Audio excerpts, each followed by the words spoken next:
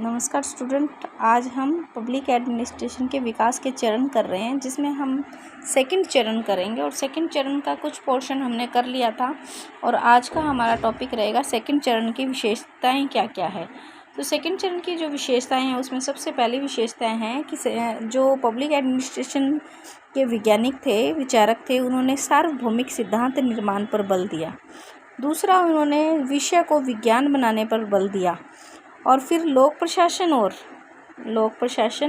और निजी प्रशासन इनको एक मानने की बात की।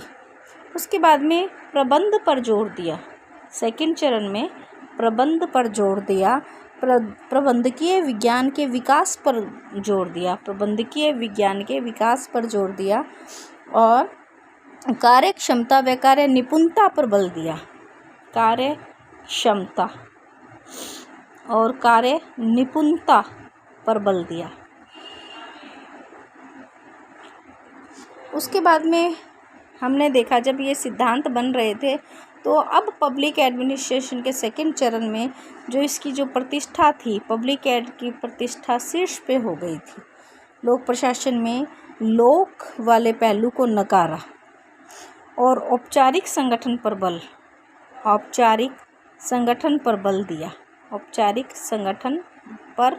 बल दिया।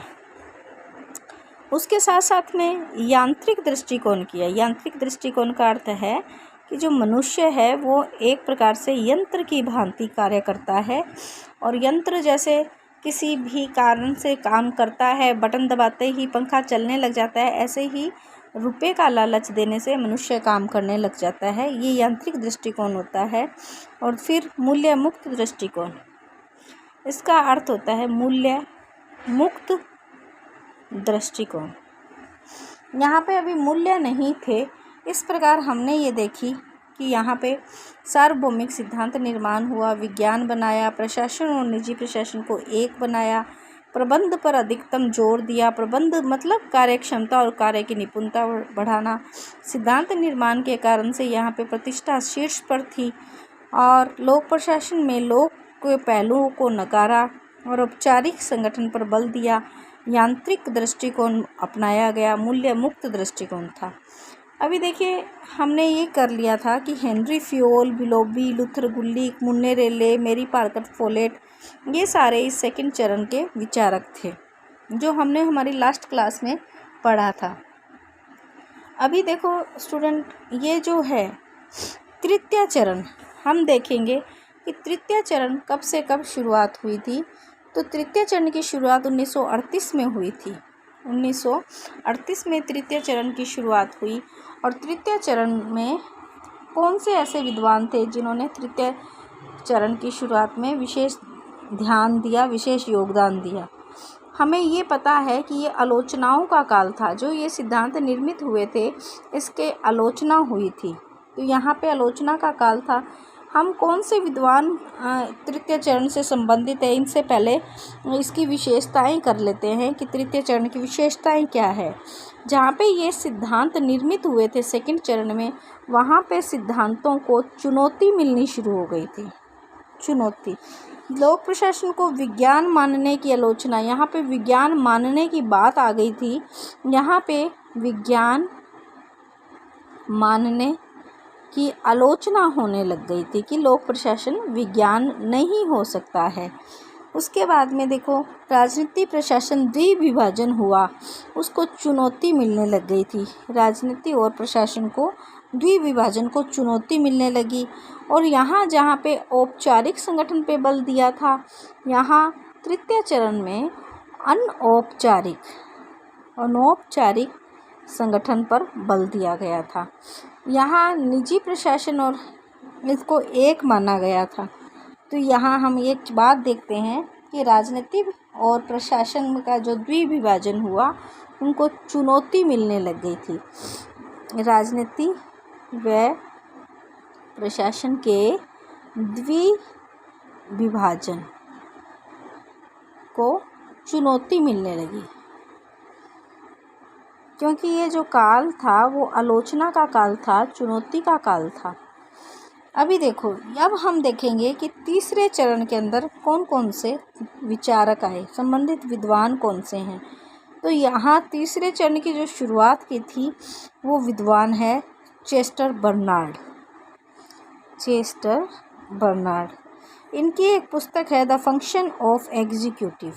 The function of executive. तो जो फंक्शन ऑफ एग्जीक्यूटिव उन्होंने 1938 में लिखी थी। 1938 में इसी बुक से, चेस्टर बर्नार्ड की the function of executive book से जो वो सिद्धांत निर्मित हुए उसकी आलोचना हुई। चेस्टर बर्नार्ड के बाद में इसमें जो सेकंड थिंकर हुए थे वो थिंकर का नाम है Herbert Simon. Herbert Simon. Herbert Simon जो हैं वो सबसे बड़े आलोचक थे। सबसे बड़े आलोचक किसकी आलोचना करते थे? वह यह जो चल रहा था, सिद्धांत निर्माण का कार्य चल रहा था, इसकी सिद्धांतों के सबसे बड़े आलोचक कहलाते थे। और लोक प्रशासन में अब हर्बर्ट साइमन कहते हैं कि ये सिद्धांत से कुछ नहीं होगा, बल्कि लोक प्रशासन में क्या होगा, पब्लिक एडमिनिस्ट्रेशन में एक तो व्यवहारवाद आना चाहिए। व्यवहारवाद, एक व्यवस्थावाद, एक तार्किक प्रत्यक्षवाद आना चाहिए। अर्थात अब यदि प्रश्न आता है कि पब्लिक एडमिनिस्ट्रेशन में व्यवहारवाद, व्यवस्थावाद, तार्किक प्रत्यक्षवाद के प्रणेता कौन थे, तो हर्बर्ट साइमन थे। हर्बर्ट साइमन सिद्धांतों के सबसे बड़े आलोचक थे। ये बात हमने देखी। साइमन का एक ऐसे था, इस ऐसे में साइमन के इस ऐसे में साइमन ने क्या कहा था, द प्रोवर्ब्स ऑफ एडमिनिस्ट्रेशन, ये 1946 में पुस्तक लिखी थी। इसमें प्रशासनिक सिद्धांतों को कहावतें बोली, कहावतें, मुहावरे और प्रकृतिवादी भ्रांति कहकर आलोचना की थी। प्रकृतिवादी भ्रांति कहा था किसने? हर्बर्ट साइमन ने सिद्धांत निर्माण को मुहावरे कहा, कहावतें कहा, प्रकृतिवादी भ्रांति कहा। साइमन के अनुसार प्रशासन के ये जो सिद्धांत हैं, मनुष्य के रहने लायक मकान निर्मित नहीं, बल्कि ये छोटी छोटी गुमटी है, छोटी छोटी गुमटियाँ हैं। गुमटियाँ का अर्थ है कि हमने तो कहा बहुत बड़े बड़े मंदिर बनाए, बड़े बड़े दुर्ग बनाए, अर्थात हमने तो सिद्धांत निर्माण किया है, लेकिन हर्बर्ट साइमन ये कहते हैं कि ये कोई भी मंदिर नहीं है, बल्कि ये तो बहुत ही छोटी छोटी सी गुमटी बनाई है, सिद्धांत निर्माण नहीं हो पाए हैं। तो इसकी हर्बर्ट साइमन की एक पुस्तक है, ये ऐसे है, और एक पुस्तक है एडमिनिस्ट्रेटिव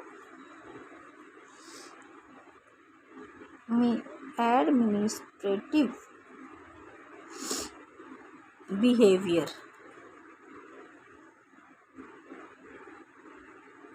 ये पुस्तक 1947 में, इस ऐसे के एक साल बाद 1947 में आ गई, और यहाँ पे इन्होंने निर्णय निर्माण सिद्धांत दिया। इसी पुस्तक में निर्णय निर्माण सिद्धांत दिया, डिसीजन मेकिंग थ्योरी दी। तो यहाँ पे इसी डिसीजन मेकिंग थ्योरी और इस पुस्तक के कारण से 1978 में अर्थशास्त्र का